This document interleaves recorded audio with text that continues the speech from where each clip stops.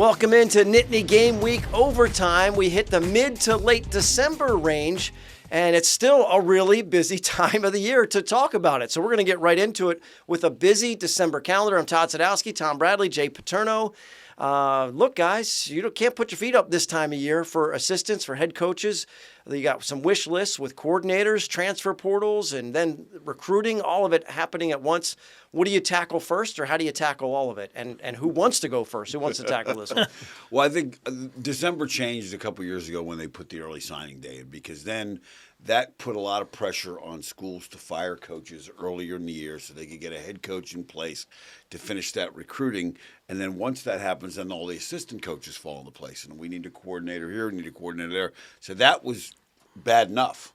Then when you add in transfer portal and all those other things, now and guys opting out for bowl games, you're going to need literally a roster card to figure out who's starting a quarterback. It's not only that, too. Everybody Everybody forgets they got finals. There is still some academics going on in school, which only adds to it. So now you've got the transfer portal going on, guys thinking they're coming, they're going, they brought this guy in. What does that do for me? Should I be thinking this?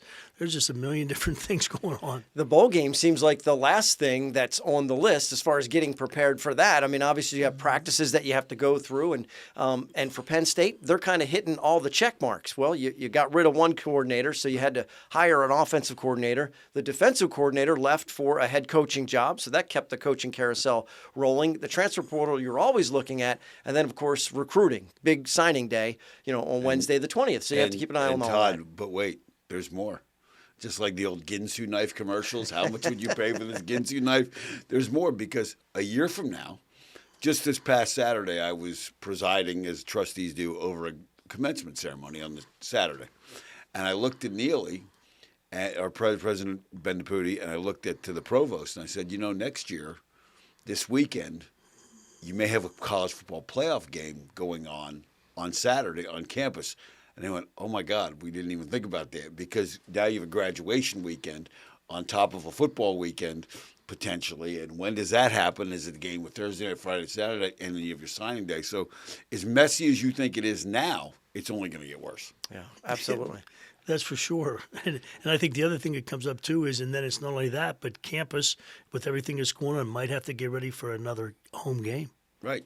Yeah, so you have to the personnel that has to get the stadium ready. I mean, everything that comes into it. Do you let the students stay in the dorm for that weekend at the end of the finals? There's a lot of stuff coming next year. Now, if it had been this year, they'd been getting ready to go out to Columbus, which we'll see.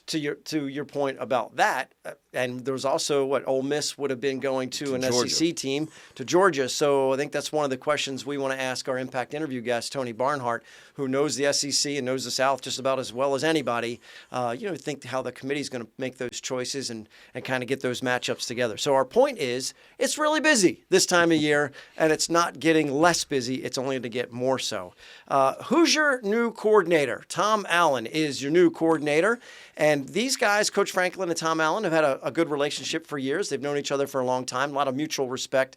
And it has to start there, right, Tom? It has to start with mutual respect between the head coach and the candidate. They obviously spend time together, know each other. They probably have similar philosophies on a lot of different things. They've talked. You can just tell they're very comfortable. And he just didn't do that out of the blue. They've known each other for a while. For a guy like Tom Allen, though, you've come to Happy Valley, you've come to State College, Beavers, you've seen that atmosphere a lot. To switch the sidelines in a Big Ten conference, is that kind of strange, or is it just something that just happens, and if you know the territory, it makes that transition a little easier for a defensive coordinator? I think you like being on the east side better. What do you think? He never won there, but the question is, will he disavow the 2-point play that beat Penn State in 2020? Because I think that should have been a prerequisite. He should have been forced to go out and say he wasn't in. Penix wasn't in on that play.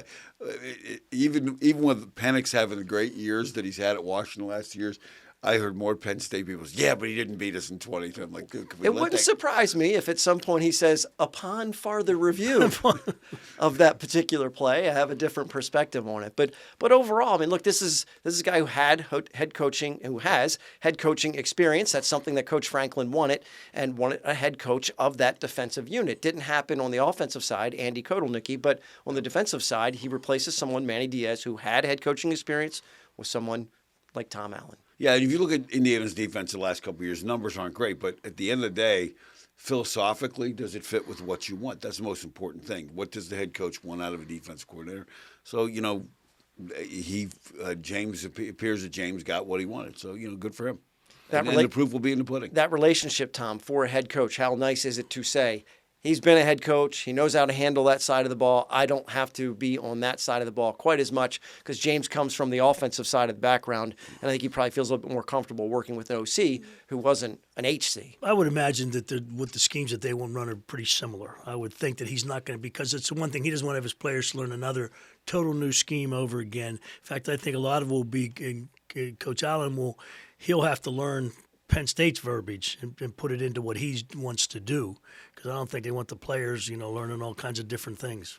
Well, he fills up his wish list with his coordinators, so that those positions are secured. No more vacancies hanging there, and we're going to head over to record this week's Nittany Game Week. And there's a rumor that I don't know. You hear the sleigh bells out there. We might get a special visitor with a special starting lineup. We might see Santa, so we'll see. Yeah, well, I sure hope so. Santa's got some. I think he's got some opinions on movie Santas that he would like to see out there in his starting lineup, but we'll see. Yeah, well, I would imagine, just to give away, somebody from Elf probably will make an appearance in there. And there's some strong ones. I don't know how deep we're going to go, how far back into the past. There's been a lot of really good film Santas that are out there, but I think we expect something special on the program there. So we also love it when our fans reach out and ask questions, and one of those questions was about the defensive coordinator. So question number one that came in from James was, who does James Franklin have in mind to replace we can't even Coach notice Diaz? It's the same name. Right? Well, there you go. Maybe that was James. Maybe it was James's alias email. No. I don't know. But that was sent on Friday. That was an easy one to answer today. James, that's Tom Allen.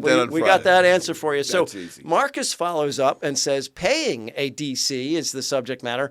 Audrey Snyder reported that Miami was still paying Manny Diaz when he coached at Penn State, and that saved PSU a lot of money. Will that be the case with Tom Allen from Indiana? Is getting a guy on the cheap part of the consideration? I don't know about getting the guy on the cheap. If you can get him in a situation where you don't have to pay him, maybe the usual rate that you would have to pay somebody, I think obviously you want to get the candidate that you want first. And if it so happens that the finances work out a little better, the finances work out a little better. Well, I'm on the subcommittee, the finance or the compensation subcommittee, so I know the numbers. Some things I can't say, some things I can say. But what I can tell you is Miami's contract with Manny Diaz ran through another year. I think he was making $3.8 million from Miami. So whatever, and he had an offset. So whatever Penn State paid was just money that Miami didn't have to pay. So Penn State got Manny way under market value, what they were actually paying him, because of the Miami offset. So for us to have kept him, we would have had to start at 3.9 or $4 million for a thing. And he went to be a head coach, which is exactly what he wanted to do. With Tom Allen's situation with Indiana, he had a much larger buyout, negotiated it down to $7.5 million this year, $7.5 million next year that he's making, and then his salary. So he, with no offset. So Penn State had to pay the market rate to get him, which what's being reported at his salary, and I don't want to necessarily confirm it or whatever, but if what's being reported is accurate, he'll actually be making more money this year than James Franklin, because of the $7.5 million and what's being reported. Yeah. So which is interesting. Well, there you have it again, and it's more about getting the candidate that you want, and then of course you got to take into consideration that Mike Yurcich is still on the books, and those situations where you've got all the when you don't complete a contract, what Penn State is on the hook for, and that type of deal. All to say, let's hope it works out on the field, because that ultimately, Tom, is what matters, is what the results that the coaches all come together and put out on the field. That is the bottom line, and that's all that matters. And, the players, they don't really care about all this stuff that's going on with what he's getting paid, this and that. They just want a guy to coach them up and win games. Yeah. Well, I'll just tell you, as a trustee of Penn State, I wanted to work out because dead money is one of those things you pull your hair out. And there are hundreds and hundreds of millions of dollars in dead money being paid by universities for people not to coach. Football and basketball, chief among them. And I think that's one of the irresponsible things that's going on in the college athletics right now is people are giving. I mean, look at Texas A&M. They're on the hook for $76 million. I mean, How many kids can go to college with that $76 million? So at some point, fiscal responsibility has got to be part of the factors.